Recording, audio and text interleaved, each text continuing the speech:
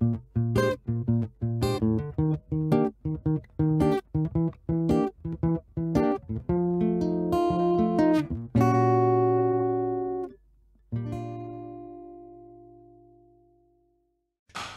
how we doing? Hey.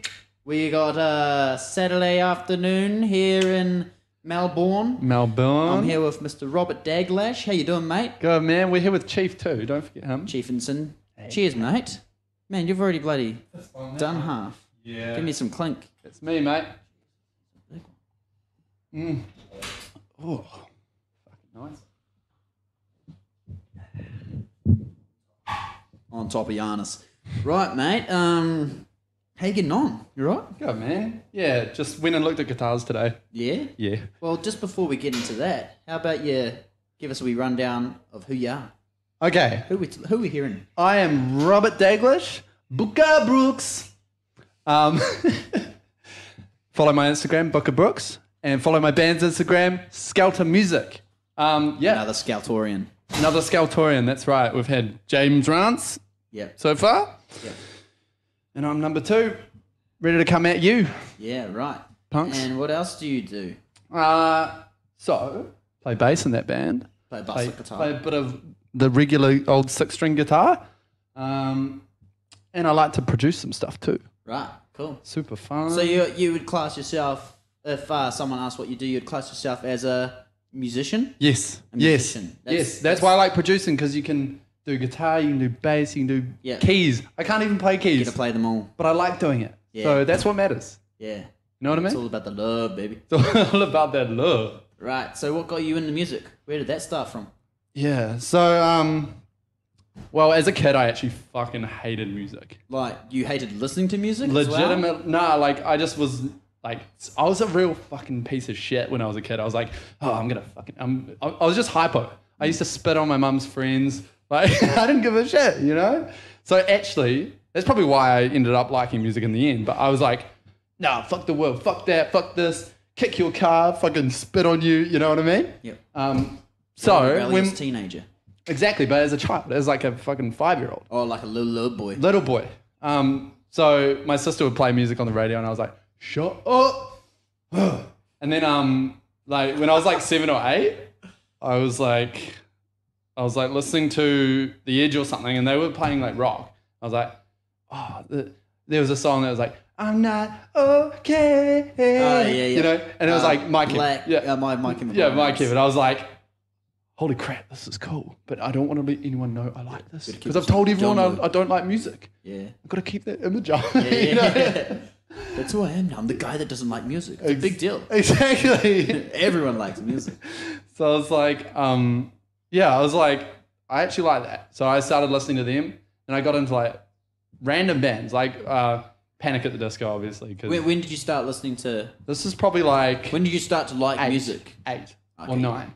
And that was actually after I started drum lessons at 7, because my mum's a musician. Right. So she's like a classical musician, and she loves music. So, you know, at 7, she was like, you need to learn an instrument. And I was like, oh, okay. But I hate music. Yeah, but I hate music, Mum. Except my Kim. And then I was like, okay, drums. I'll just learn drums. Yeah. So I started learning drums, and it was in a group lesson. It was real shit. Like, you know, you'd yab on the drums for a bit and play real crap. Lessons for drums. It's horrible, man. Like shit? 5 minutes each. You go, you just rotate around. Yeah. Oh, it was so bad. But, you know, I was like, okay, I'll just do this because my mum likes music and I love my mum. Yeah. You know, so I went to the drum lessons, you know, played, and they made us do notation also. It's fucking, nah. Yeah. Anyway, yeah, and then made friends with people there, you know, related on a Yu-Gi-Oh level, as you do when you're a child. Just quickly, favourite Yu-Gi-Oh card? Blue Eyes White Dragon, bro. That's like a classic. That dude, yep. Yep. Fair enough. Yep. What was I saying? Oh, yeah. United on a Yu-Gi-Oh level? United on a Yu-Gi-Oh level. Like, and then pretended to the parents that actually drums was the thing that we were uniting on. Nah, it was Yu-Gi-Oh.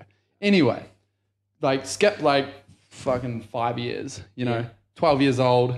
My friends start playing music. They're all playing Blink-182, and I'm like, oh, damn, I want to be able to play. Like, that's cool. Yeah. Then my mate, Tele, we're at like a communal friend's house, and he hands me a guitar that has like 3 strings on it. He's like, bro, C6 Steve. Hey? C6 Steve. Yeah, yeah. He's like, bro, this is a bass. And I was like, holy shit, that's a bass. Who plays bass here? And they're like, none of us. You can play bass. I was like, oh, okay, this is where I come Origin in. story. Yeah, this is it. This is where I start. I'm going to be a rock star. Yeah. So I Photoshop my face onto all these bass players, like the Green Day bass player. Like, no shit. That's where I started liking Photoshop too. Hell yeah. I was envisioning myself in the future. Okay, so where are we at now in terms of age? We're at like 12, 13. 13, 12-ish. Whoa! Nice one, brother! Okay, let's jump ahead to when did you actually start playing the bass then? You just make yourself comfortable there, mate. This is good. Okay, so yeah. 13, 14, I was like, Mum, Dad, I want to learn bass. I want to properly learn bass. You know, that one they gave me, it wasn't a bass. I discovered that like a week before. It's not a bass. I've been playing it for 2 years. And then they bought me a Esquire. And I was like, that's so cool. And, you know, they spent a bit of money on it, so I felt like I really had to commit myself to it. I learned my first bass line, which was my friend's song, you know, and I felt real proud of playing it. Like I would just play it all the time, like, Showing off. Yeah, showing off. Yeah. But no one liked to hear it. And I was like, why does no one like to hear me? I'm so good. Yeah. Cocky as fuck as well. Yeah. Anyway, and then, at that point I was like pretty keen. I really liked it. And I noticed I was pretty good at it too, just like pretty naturally. Like I didn't really try that hard and I just picked it up. Then went and got bass lessons. And like learned Red Hot Chili Peppers and stuff. Fucking love Flea, you know. Then my bass teacher. Hard. How much of an influence was Flea? Pretty big. For all bass players, surely. Yeah. He's like you have to go through that phase at some point. Hell right? yeah. He's just insane. Like it's a pop style, but it's making bass in the forefront. Hey Google, when did Flea start playing bass? Sorry, I don't know how to help with that yet. Thanks, mate. It's pretty useful. How old is he? Hey Google, how old is Flea from the Red Hot Chili Peppers? Flea is 56 years old. Probably pretty young. I actually thought he was fucking older than that, man. He looks pretty average. He does. He looks a bit shriveled. Eh? Yeah, he's been over sun-dried tomato. That's it. But a great bass player. Nevertheless, influence. Jacko was a huge influence. Like my bass teacher would push me hard. Who's that? Jacko Pastorius. No. He's in Weather Report. He's amazing. Like don't know. Oh, he played with Pat Metheny and stuff. He's a jazz dude. Oh, okay. This is the thing. Yeah. As a kid, I was like, just give me bass players. I'll just learn whatever the fuck. And then he gave me Jacko. He gave me Victor Wooten. Lots of Victor Wooten. Do you know who that is? No. Amazing bass player. Would like use two-handed tapping to play the melody and then the bass line at the same time. Is he like a solo artist or? Yeah. And like beautiful songs as well. Like it's not just like showing off. You know, it's like songwriting too. Yeah, right. So yeah, he'd give me all that. He would push me because he like obviously knew that I was like real into it. Yeah. And I would just come back every week. Passion was there. Yeah, I would come back and it would all be done the next week and then give me something new. You know, and that lasted all the way through high school. Right. Literally. But about a year after I started bass, my dad bought me a guitar because he loved like Stevie Ray Vaughan and like all these guitars. He would show like his music taste was real rocky. Yeah. And I always liked the sound of electric guitar and like distortion and shit. Yeah. So I was like, I kind of want to play guitar too. So I just did both and kind of went between them in high school and it was cool. Yeah, they have a lot of parallels, don't they? They do, man. You know, strings. Frets. Make noise, certainly. Well, what do you enjoy playing more? Well, I think they're very different. Tough question. It's a tough question because, like, I love holding it down. Mm-hmm. You know, on the bass, it's like it's a melodic instrument. Locking in there at all times. It's always melodic. You're not really playing chords much unless you're Lemmy and you're going like. Yeah, it's basically melodic. You know, just quickly, what does melodic mean, mate? Like single note, I'd say. Like whereas harmonic would be multiple notes at once. Yeah. So that's like chords on guitar, which I love also because you can get such an intense harmonic palette on that. Mm-hmm. But the bass really defines what chord someone's playing. You know, the root. Yeah, the root. Yeah. So someone could be playing a C major 7, or it could be an A minor 9 if I'm playing an A. Yeah. You know, so there's those kinds of things. Yeah. Which I really like. Theoretical stuff. Yeah, but you're not using it in a theoretical way. You're kind of like, you're not thinking about it like that. No. You're just thinking the sound of what Although you you can. You can, yeah. I think at first you think about it that way, and then you start using those techniques, and then you stop thinking about it and you start doing it more. Yeah, you just feel it. Yeah, and you hear the sound of what, playing a certain inversion sounds like on a chord. What do you think the crossing over point into that realm is? What do you mean? How would you cross over from, you were saying, thinking theoretical into feeling the music? Yeah. What's the crossover point? How do you make that leap? You got to think about it first and try and actually do it while thinking about it. So like, I remember at Skelter, because I wasn't that great at bass, in my opinion, when I first joined Skelter. Yeah. I was kind of just playing these lines. When did you join Skelter? 2013. Yeah, a few years now then, no? Yeah. Long, 5 years. Veterans. So that's right. Wise Look at words us here, now. kids. 2,000 likes on Facebook. Oh. Yeah. Rip. Anyway, so like when I first joined, I was like just playing what I knew how to do, and didn't really think about much. But I was like, how do I make my lines more interesting and cooler, and I don't know, just flow better.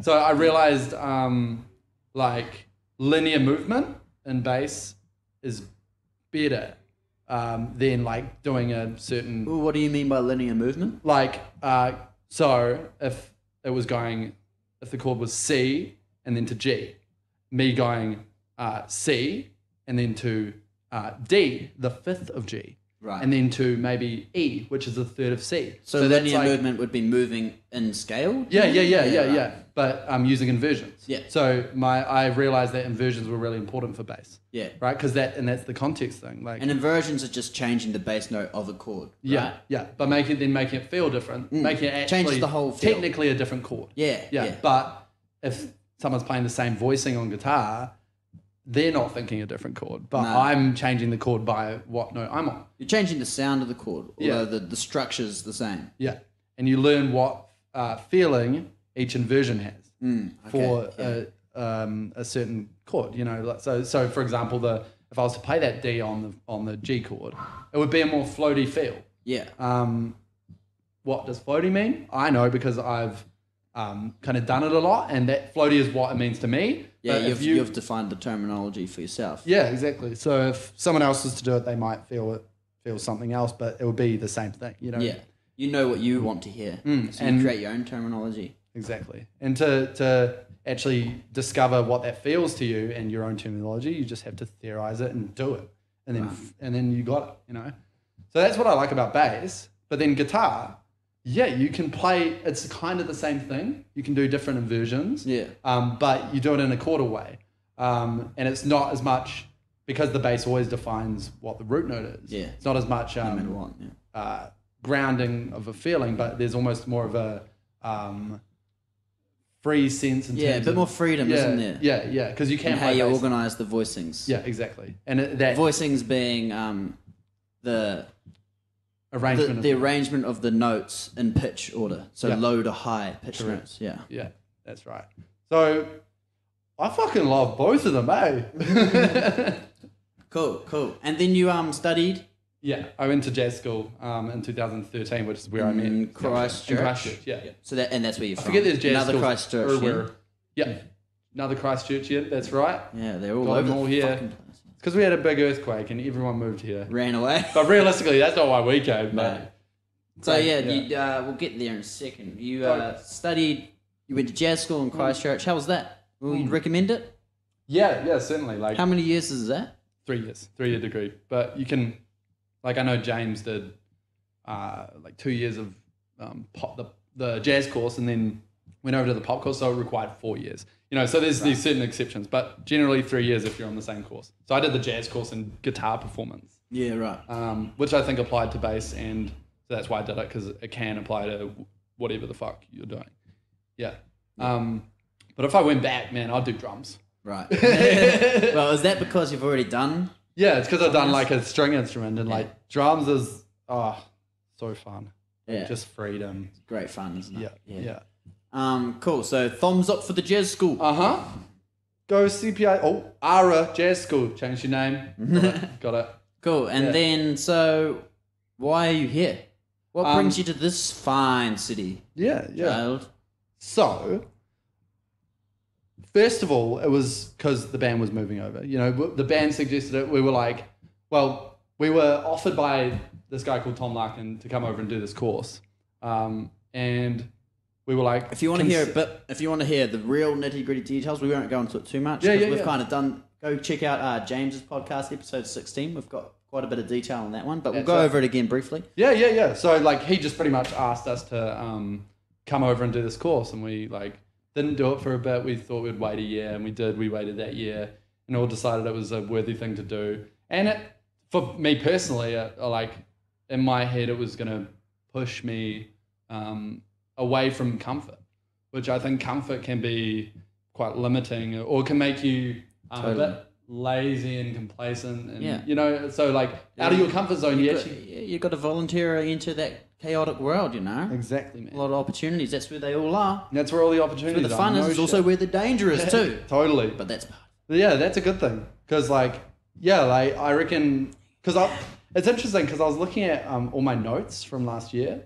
like my written notes, and all my songs as well. Your notes on on Evernote, and I was just like, holy crap, like I've changed so much in this past year, and for the better, I reckon. I reckon I'm a better songwriter, better thoughts on things, more developed sense of myself within a community, which is the ultimate goal. Just development. Absolutely, and that's the reason why I thought like maybe I should just take the plunge and move. Like having to make a whole new group of friends really makes you think about how to make friends, what friends are, everything, you know, like, so that's one big thing I've learned while being here as well. And I think staying here longer will even make me learn more.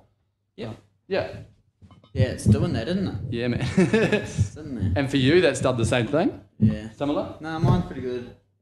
No, like moving here. I was talking about the mic. For sure. It's good. It's just good. It's good to keep moving. I like nomad life. Nah, I agree, man. Yeah, but and what do you think let's talk shorthand future for you here in Melbourne. What do you think next year's got in store for you? We're closing down 2018 here. This is going to be airing in 2019. This is going to be the first Scruffy Chinwag for 2019. For real? Fuck yeah. Hell yeah. I mean, oh, shit. Anyway, what do you think 2019's got in store for you musically? For your passion? Yeah. So, I mean, Skelter are working on an EP now. Beautiful. Can't wait. Yeah, we've been working on it all year. Hurry up and send me through some tracks, bro. Bro, you go get them, boy. We've been trying to like work on them and demo them out now, and we're just about to record them. So, sick. Should be good. We're planning to release that next year, and do a few singles and stuff, and then I'm working on some stuff by myself as well. Yeah, which is cool, and that's just stuff in my bedroom, you know. Yep. Performance stuff. When are we going to get some ears on that? Yeah, next year. I'd say I want to start an estimate maybe February, March. Okay, cool. Yeah, I want to start doing that. Like, so make sure you go follow him, his solo page and his band page, Skelter, and you'll be able to tune into all those releases. That's it, man. That's it. Yeah. Cool. But what do you think Skelter's got in store for you next year? Yeah, so let's get into that. It does depend on like how the singles go. Right. And so you're looking to release some singles first, and then an EP type Absolutely, thing. Yeah. I mean, I don't want to go into your whole marketing scheme. And you know all about that. But I mean, it's like it's hard to tell. But ideally, tours around the campaigns, so around the single releases, and then a tour around the album as well, or the EP. Yeah. Yeah. Just quickly pulling up for a jump shot there. What do you think? The business side of the industry, how fucking important is it now? Like, and I don't know, it's hard to compare it to past decades because I wasn't there. Yeah. But you feel like you just got to really hone in on that shit now? Yeah, it's way different. Like, I also wasn't there, but like from what I've heard, Yeah, from what I've heard, and like I mean, now that we have social media, it's just so different. Like you can be your own promoter, be your own marketer. Yeah. Do it all essentially, but you've just got to have the drive to do it all, and also the know-how, because you can think you know how to do it all, but really executing it is harder than you think. Exactly. So what? Successfully, yeah. Like you can try execute it, but you know. And there's no one right way. That's the thing. There's not. no like 1 + 1 = 2. Nah. Especially now because it is so new. Single plus business skills equals famous. Famous rock star. Wait, that's how it works, dude. Yeah, right. You like to think that. I do. But I think it's a common misconception. It is, right? I think people will see music as, it just, it happens. Yeah. If you're good, it's music. you get big. Yeah. Duh. Nah. It's a lot of behind the scenes. But also, if you're good, 50-50 business music, I say. Yeah. If you're good, you're likely going to get attention from people who have like clout within the industry. Yeah. And therefore, that's the people who are really good at business coming to you. Yeah. And then they're good at business, you're good at music. Win-win. You're more likely to win in total. Even that though, like most labels and stuff now will only come to an artist once they've proven themselves across the business road, especially social platforms, media, you know? Like they've got to show that they've got some following and some worth before they're like, we should invest in these guys. Like maybe they can. It's true, man. A coin. Absolutely. And there's just a fucking surplus of music now. You just think about how accessible music is now through technological developments and like the ability to make a song. It's so easy to make a song now. That's right. It's really easy. You can do it on your phone. Yeah. Like, just it's oversaturation, you know. Yeah. But then when there is a really great artist, and someone who does stand out within that oversaturation, then you know that person's like legit. You know, like that. That has to be like. They've got this social proof behind it. Yeah, social proof, exactly. So yeah, you just got to be really fucking good. Which is cool because it's like pretty damn free market now for music. There's not as many boundaries for entry. Like you got to do the work. You got to learn the business skills. You got to have good music. Yeah, you got to have good music. I think also good everything. The whole package has got to be good because when someone clicks and you got to be a good person. Yeah, a good brand. That's true, and that's the whole package. Like if someone clicks on your page and then they see that your cover photo sucks dick, you know, and then they scroll down and they see a video that is just bullshit and not anything that they want to see. You know, they've already seen 2 bits of content they don't like. And therefore, they ain't gonna like your page. You'll be lucky to get them there in the first place. Exactly. Once they get there, you need to make sure they fucking want to come back. Yeah, exactly. Because their friends aren't gonna send them there. They're not gonna send their friends there. But if they click on a page that's like, whoa, that's a sick photo. Okay, scroll down. First thing's a song. Click on it. This is sick. You know what I mean? Like, well, everyone's different as well. It depends on the target audience. But I would go back to your friend point. I think that a lot of people do find bands and stuff through their friends. If I recommend a page or a band to you, you're way more inclined to go check it out. Yep. People want that like organic, trustworthy recommendation. Yeah. They don't want to just have an ad pop up. People fucking hate ads. That's true. Ads pop up and like, fuck off, G. Get out of my face. Yeah.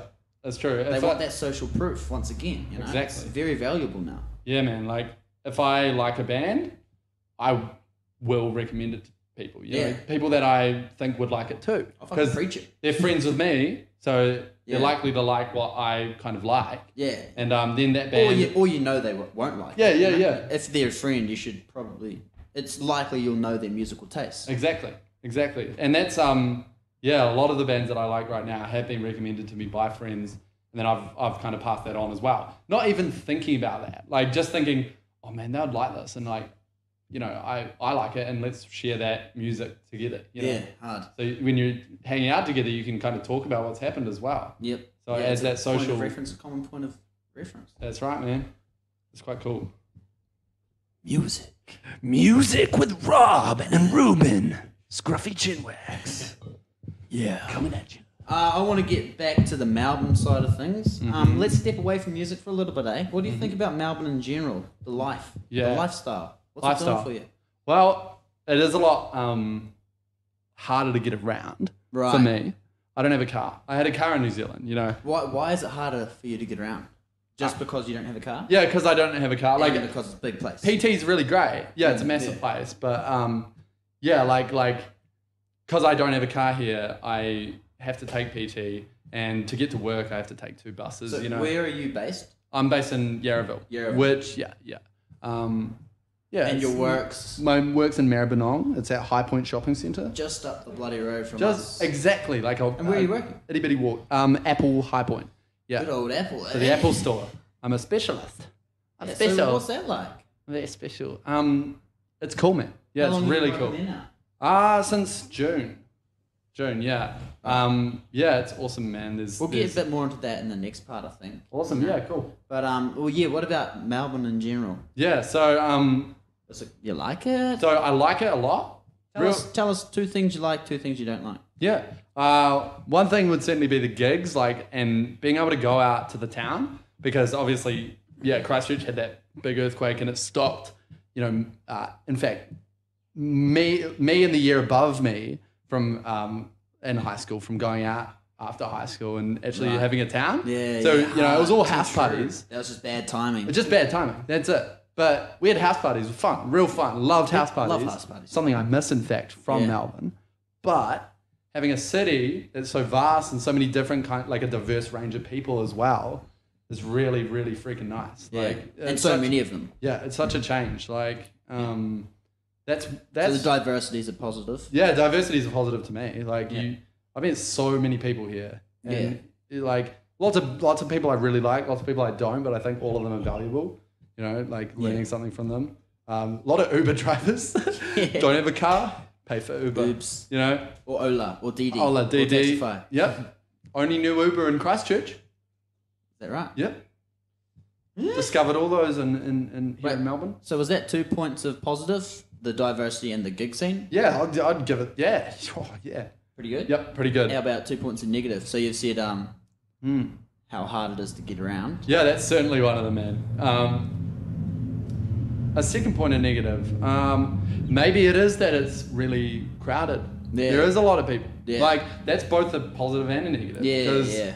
like, I like that, but maybe sometimes I'm like, fuck off, people. Yeah. You know, Christchurch is very secluded, especially where I lived in Rolleston.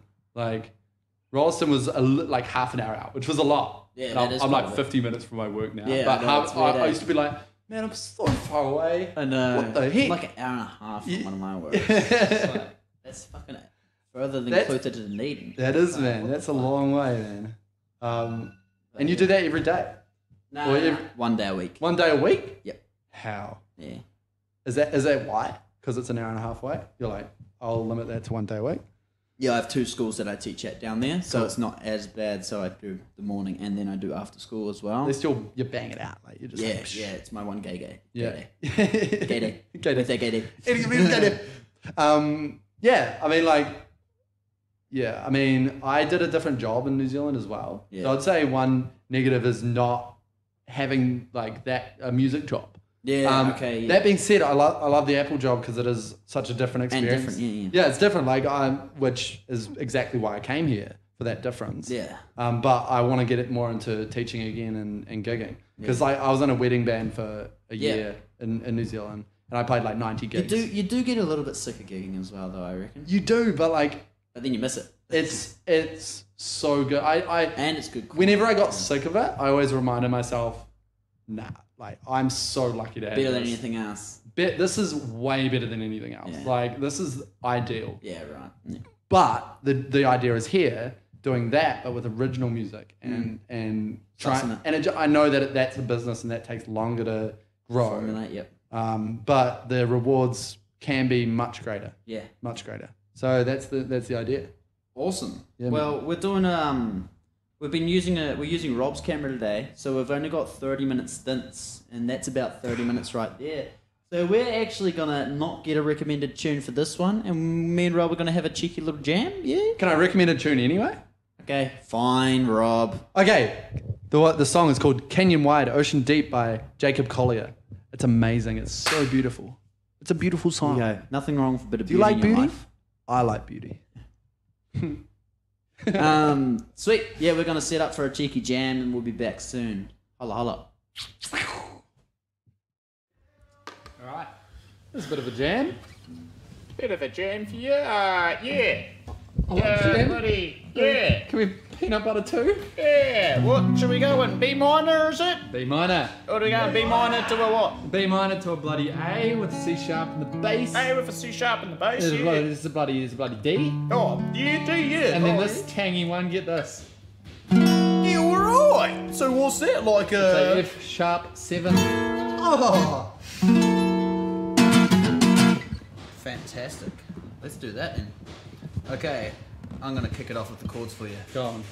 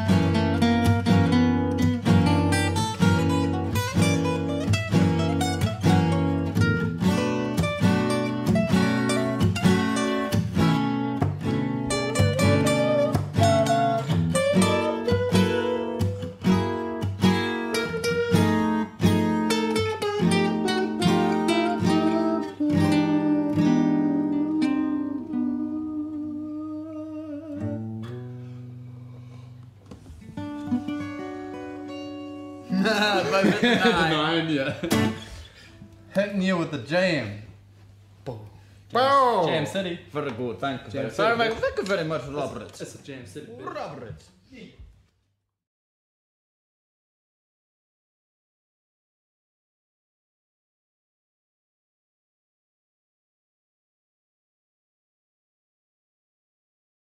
Chicken of part 2. Hope you enjoyed that jam. Nothing like a bit of improvisation to get the brain flowing. The brain waves are going. The brainwaves go. Yeah, Mine well- is flow. Yeah. Well, very good. I want to touch back in for a curious question. Okay, part 2. Here we go. Should I be nervous?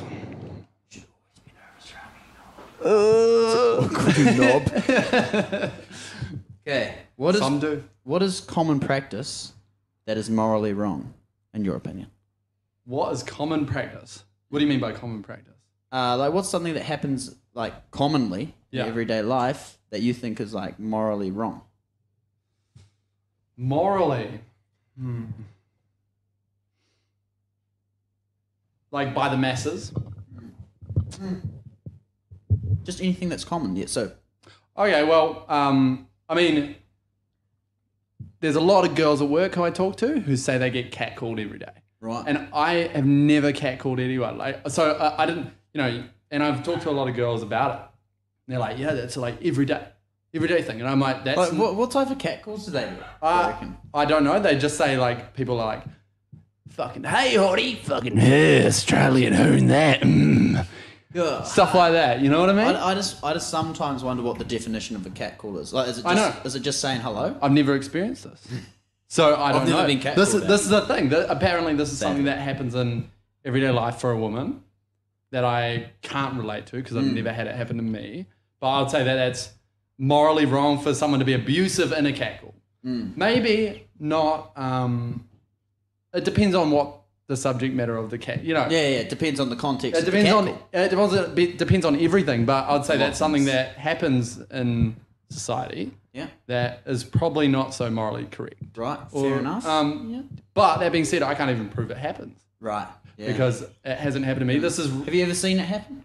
I have, yeah, but I've seen like it happen on the piss in I've town. seen it. Yeah. I've seen it happen to people I don't know. So I haven't been with people, but Yeah. been like, oh, fuck. Hey, sugar. Yeah. Hey, honey, do you want to ride? You know, Pretty weird how some people just go for that shit. people eh? go Like, for it, man. They do it, and I'm get it like, done. They're like, I'm like, let's oh, just do it. oh no, what will she think of me? Oh man, I forgot to light the candle. Oh well. Oh, it's pretty anyway. It's this podcast unlit. Unlit them. Oh no. Unlit sessions with Rob. Oh god. It's because I'm here, isn't it? Common practice that I think is morally wrong. Yeah, go on. And you had time to think about it. Maybe drinking. Drinking. Yeah. That's actually a pretty good one. But morally wrong? morally, But maybe it leads to moral decisions that are bad. yeah. You know, i.e. catcalling maybe. Truth. So my one is maybe a bad moral result of decision. what yours is. Yeah. Yeah. I would say, yeah. So the actual act of drinking alcohol isn't morally wrong. No. Same with ingesting any Definitely any common drugs. practice. Yeah, definitely. Definitely.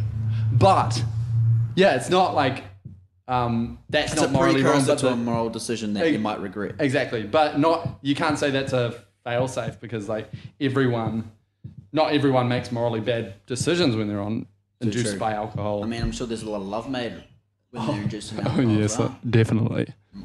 Love makers. Oh yeah, no, that's pretty good. We'll leave Yeah. it. We'll leave that there. That's good little curious. Yeah, to get us man. rolling. I like it. Let's jump back to the world of Apple. Apple. What's happening there, mate? Oh, I can't disclose that information. Okay. No, I kid. So yeah, I mean, like, what's happening in terms of me at Apple? I work Apple in there. general, I suppose. Yeah. Yeah. However you want to. Cool, man. So like, I applied for the job ages ago, Yeah. like April, something like that. Applied like with a really shitty CV, like horrible CV, spelling mistakes. Like, I was just like, oh, this will do. Usually it doesn't do. But Not recommended. yeah, but like I think my past and like because I was a teacher as well in New Zealand, I taught drums for 2 years. So an artist, a teacher who has a kind of interesting story of like living in a tent. for 2 months. So like that kind of thing kind of entices them, I think, and they like the passion that's behind that. So they called me back even though my CV was crap. Did they tell you your CV was crap? No, I knew it was Hey, crap. Rob, just letting you know. Your CV is crap. But you got the job. No. That's what we like about you. Yeah. You know you ain't gonna compete It's with us. certainly unique. But yeah, like they called me up and they were like, yeah, come to a group interview. I was like, cool. Went to the group interview. Met some people there. They were all cool, like really cool people. And I was like, oh God, I'm not that cool. Then like went to the group interview, split into like little groups, and you had to do role play. And I was with my mate Adam, who actually got the job too. And I was role playing an old shout out to Adam Shuby. You a good cunt, mate. Anyway, like had to do role play. I was an old man who didn't know anything about computers. And Adam was the specialist, right? So I was like, I got fully into old man mode. I was like, hello, sir. Do you know about computers? Because I don't. And like, Is this a demonic old man? Yes. Yes, that's the thing. I went all in. I went all in on this character who was probably a shitty character. And like, I was like, afterwards I was just thinking about it. Like after the interview, I was like, I fucking ruined that. Why did I do that? Like, I should have just been me, but then The employers are just like, yeah, they're like, all right, this guy. lethal. Legit, I think that's actually what they wrote, and that's the thing. Like, because I now know the person who was doing the hiring event with me, and she's like, that's the reason why I got you to the next round, and I was like, holy crap! So me just like letting loose and not giving a fuck. Yeah. Like actually allowed Because your job is pretty much just interacting with customers, right? That's all. That's pretty much it. There are facets within the job that Bit of admin here and there. yeah, like you get put on random roles, but most of the time, yeah, you're interacting with customers and actually trying to be yourself. Yeah. So if they see that you can be yourself in a pressured environment like a hiring event, then I think that's what they look for. Yeah. I think that's what a lot of employers look for. But I also think a lot of employers look for sales strategy, which is what a lot of the people there were trying to do. Oh, yeah. They were trying to be very like sales oriented. When I played the specialist, I knew nothing. Yeah. Like I knew absolutely nothing. I was like, I didn't know anything about iPhones really at the time either. So I was just a fool. But like that was absolutely not something they were even caring about. Like they got me worried about the charisma. Yeah, no shit. Yeah. And that was something I long actually way. really liked about them when I started working with them, and they were describing that's why people get these jobs. Yeah. Which is cool. And then like the next few interviews were really cool. I met some of the leaders that now lead me, and they were really awesome as well. And I was just like, this is going to be a good time because everyone here has a certain passion, and I like hanging out with people who have passions and something to live for. No, they're driving towards. Yeah, They're exactly. doing something about the passion. Yeah, seriously. It's good. Good to be around those people. Absolutely. So I met a lot of cool friends there now. And I think it's definitely the best job I could have got outside of music teaching, which I'm trying to start as well now. So that hopefully I get both and best of both worlds, just like Hannah Montana. On a less subjective level, can we talk about what's Apple's most recent release and give us the nitty-gritty of it? Sell it to me, bro. Shit, damn. I mentioned before I'm not a bloody salesman. Jesus Christ, look at me. Well, I technically am actually. Yeah. iPad Pro, man. That shit is so good. The latest iPad Pro is... I'm not buying it. Oh, God, what do I do now? Run. Anyway, iPad Pro? Yeah. The reason is because that aligns with one of my passions, which is drawing. I love to draw. Yeah. So the iPad Pro legitimately is something I'm interested in because there's the Apple Pencil that it acts just like a normal pencil in terms of the way you angle it, and then it shades a certain way, which is really cool. But that's sick. Yeah, like the responsiveness is so good. Yeah.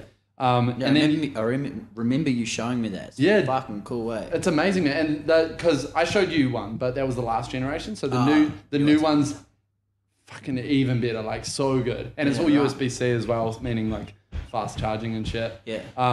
But yeah, if I had one of them, I'd be creating like massive pictures that would take a lot of time because you can add like 94 layers. Holy shit. Yeah, so I mean, it's just like Photoshop, but in a tablet device. So to me, that's like pretty groundbreaking. And the user flow is just really simple as well. So other than that, it does all your stock standard like iPad features. Yeah. So, just similar to an iPhone, right? GarageBand as well, man. Like you can create real music on GarageBand and have it work. Yeah, So fuck oath. I think iPad is, it was the latest one released, and it's also the best thing they've done in a while, in my opinion. Cool. So that's cool. Yeah. And then stepping out to a more broader scale and talking about more technology in general. Yeah. What do you think the future holds for us in the technological world? Pessimistic, optimistic? Optimistic. Bit of both, really. Bit of both. Well, what way do you think you lean more towards? Because I know it is kind of a spectrum and you kind of live on both sides. Yeah, I think optimistic. A bit more optimistic? Yeah, because a lot of people will be pessimistic, especially older people, because they're like, we're living in our phones, right? But I think that's just controlled evolution. You know what I mean? Like that's like how we act in our everyday lives and how we're going to be conditioned to interact with the world will be through technology, and it has been for a while. Ever since phones. Ever since the phone is like on us at all times. Yeah. It's an extension of us. Exactly, and that's only going to become closer to home. So Apple Watch, that is like. And so many different watch companies, physically connected to you. Exactly. And the next stage is mental connection, right? Yes. But I think the next stage is actually more physical connection. Yeah. So closer than the watch, maybe glasses or contacts. And then an integration, because it can't just be like watch. And then we're going to implant into your brain. Cyborgs. Exactly. The age of the cyborg. But that's coming, man. That shit. But not as we think in culture. It's going to be more subtle than that.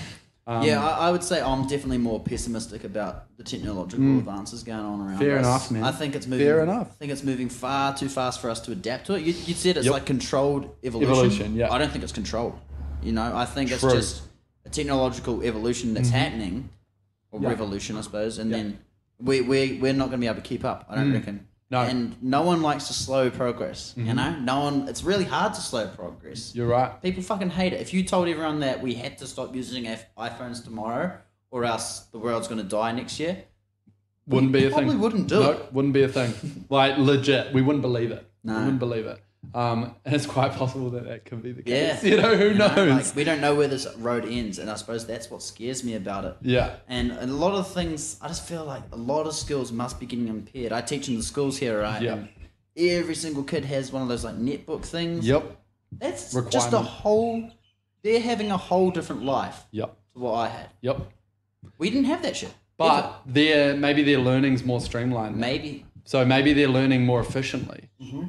So then they're becoming more like maybe able to learn what they want in the future. Yeah. Via technology. Maybe. But also, or maybe they're playing games all the time. yeah, legit. Also, there may like the exposure to screens at such a young age and multiple different screens is impairing some sort of the brain that that you'd think so. evolution is taught daylight is is meant to time. control. Yeah.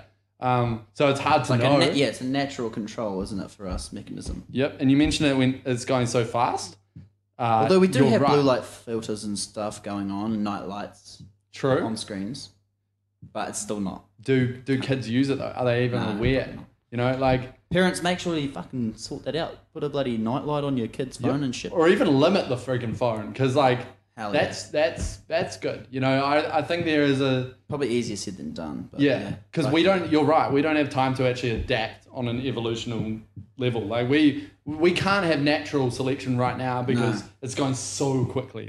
Like technology has. You think about where we were 20 years ago. Yep. It's changed. We only just had the internet, Yeah.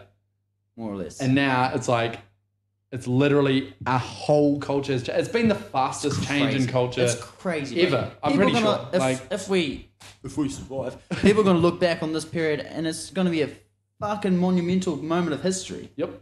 Mm-hmm. It's Massive. a massive thing. Yep. I suppose I'm really scared about the AI factor. You're talking about the learning factor for kids and how they might be more streamlined. What if that learning is controlled learning? You know, like controlled thought. Like you're only getting to learn what they want you to learn. Yep. You know. Who's they though? The AI. Yeah. So AI. Or whoever's in charge of the AI, I suppose. Well, the thing is, yeah, AI could like learn how to manipulate things and become its own thing, and then Which is what they're going for in America. You know, like conscious, adaptable AI. Yeah, and then actually teach kids things upon their own moral code. But would they be able to do that in secret without establishment being able to control that? You know what I mean? And I suppose that's the question: is will AI be so big that it will be uncontrollable? Yeah. Are we going to be able to control it? That's massive. Yeah. If we can't control it, that might be our demise. On an optimistic side of that, Hmm. maybe maybe it might be better than us. Maybe it's a superior being. Maybe it becomes a form of a god that like kind of can watch over us. Yep. Which scares the fuck out of me. I don't like that idea. But maybe it's for the better. Hmm. I mean, who gets to define the word better in that situation? Is it the people that grow up with it?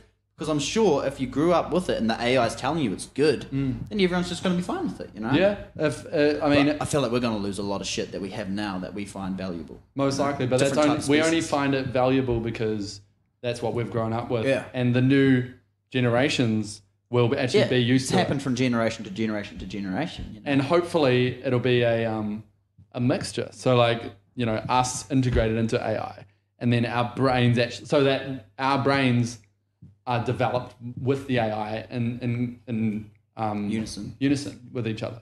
But that being said, that might not be logical enough for the AI to do because at that point why would they want us? Yeah, they're gonna machines would be able to last much longer because they'll be able to learn eternal, 1,000 times quicker than us, and therefore use the materials that will last 1,000 times longer and think 1,000 times more. So why have us?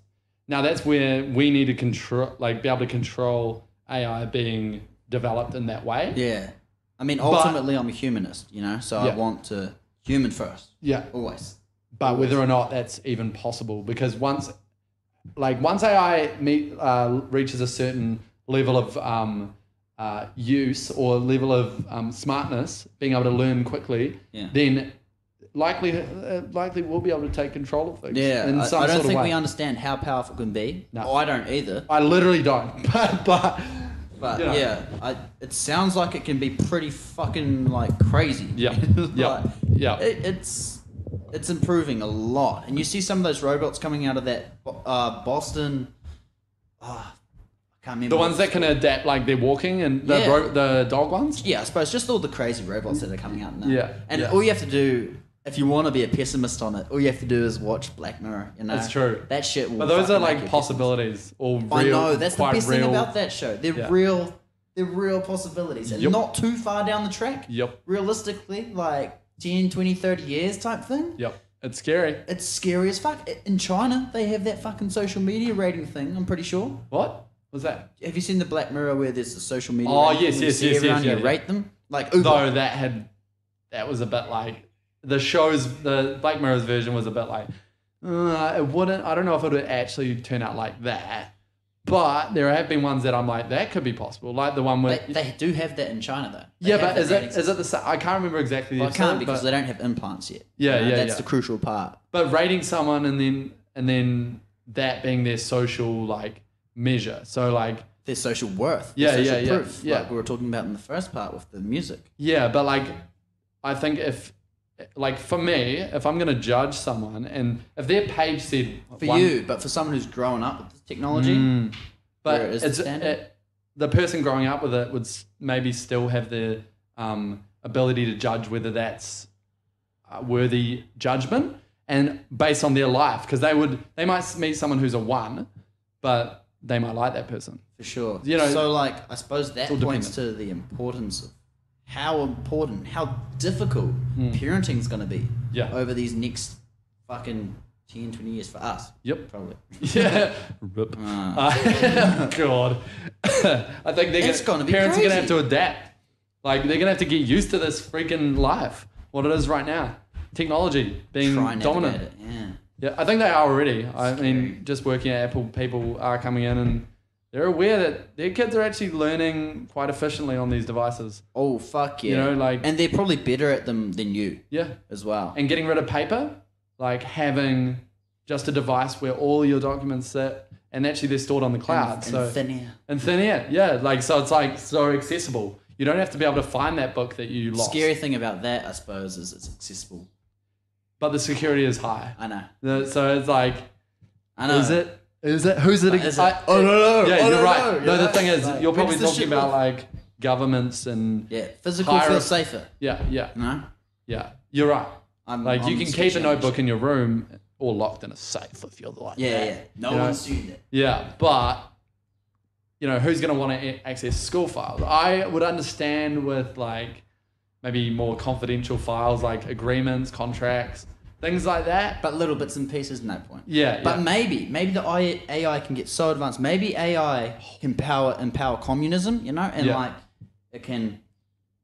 a government can set up an AI system to just detect whenever you say anything that's out of line with the government's ideology. Yep. In which case they can just be like break into like Soviet Union shit. Like that's so scary. Yeah, they could just easily monitor it and be like, that cunt.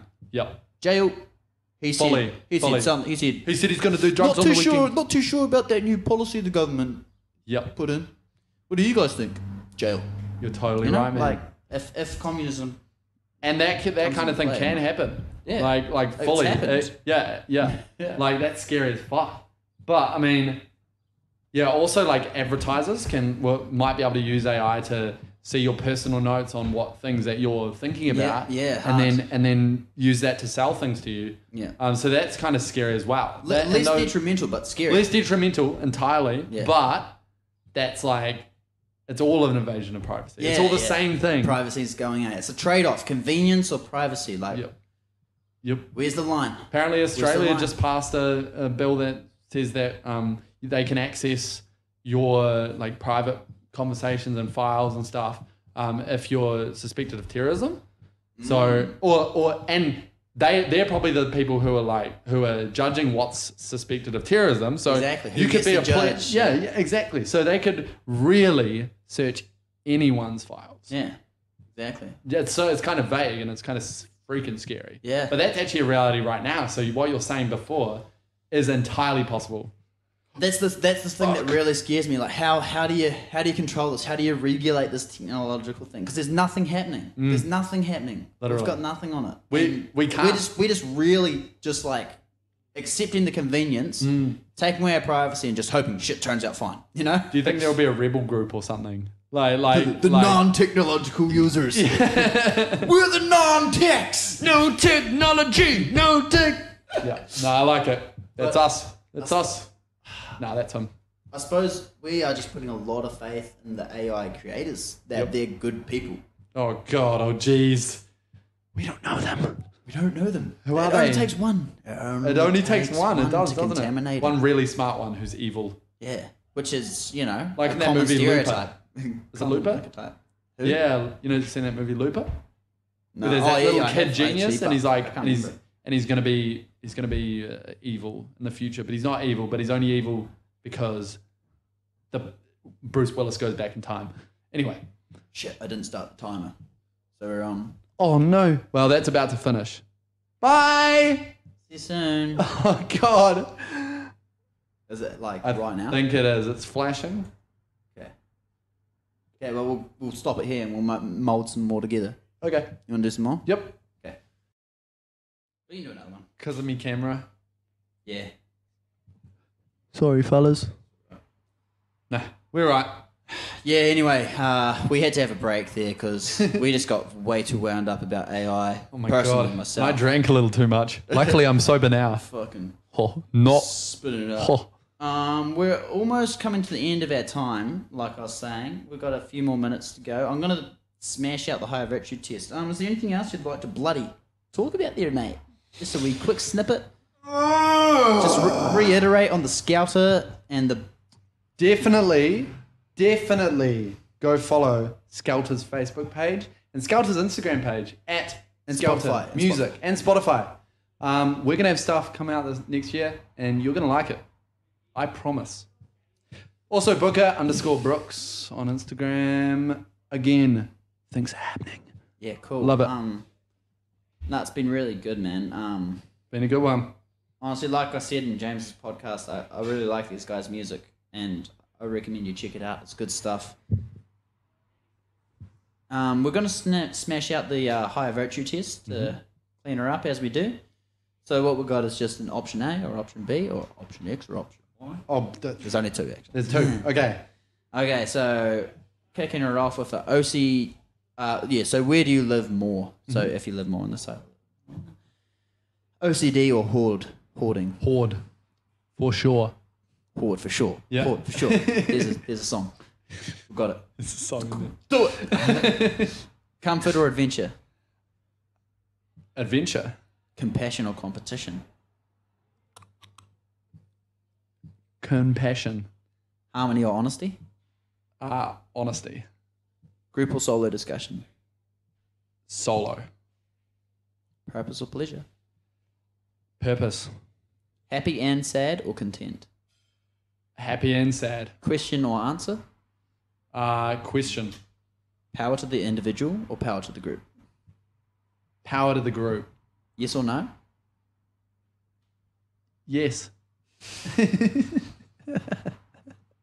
Very Scruff. good. He's a bloody Scruff. Look at him. Scruffy. Thank you very much, mate. No, that's okay. Cheers. That is a bit of a ding. Here's to AI. Yeah. Oh, God. Please be nice to us when you take over the world. Yeah. When you become God. Yeah, that's it. First one for 2K19. Good one. Even though this has been recorded in December, lol. You're not Sneaky meant to like say that, bro. Yeah. No, I hope you guys enjoyed this one. Good bit of music banter. Hell yeah. Bit of jam. Bit of a jam, yeah. That jam was fun. Yep. What was it? Pretty much music, technology. That's it. Pretty much music. Yeah, and yeah. technology. That sums it up. Yeah, no, me and Rob could talk for days, and we will tonight because we're going to have a big fun night tonight. Gonna get Big fun buddy one. on it. Last weekend in Melbourne for me, so Got to celebrate. catch up, kids. Take it easy. Hope the festive season was swell.